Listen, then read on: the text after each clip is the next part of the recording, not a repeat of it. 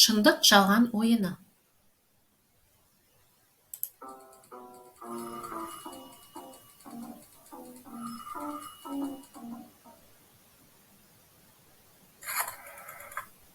Бірінші сұрақ.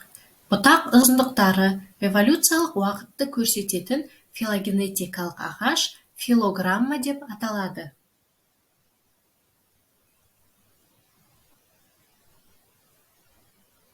Бұл жалған. Келесі сұрақ.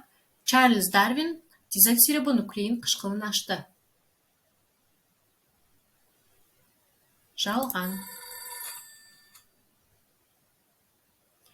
Соңғы әмбебап ерте заманда пайда болған ататек.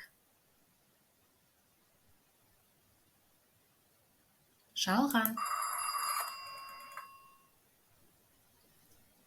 Тамырланбаған ағаштың шыңы және тамыры бар.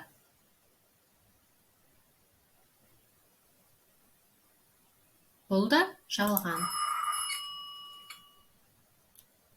Тамырланған ағаштың шыңы және тамыры бар.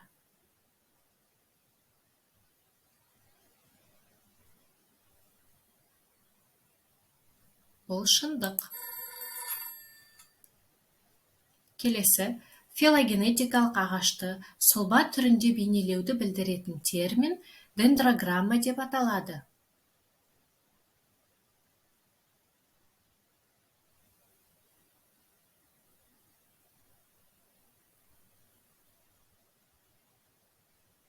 Бұл шындық.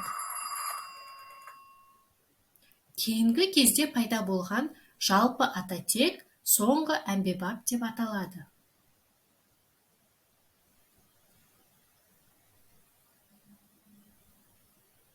Бұл шындық.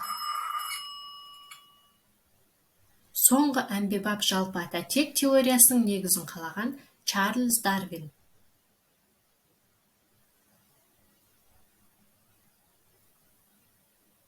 Бұл шындық.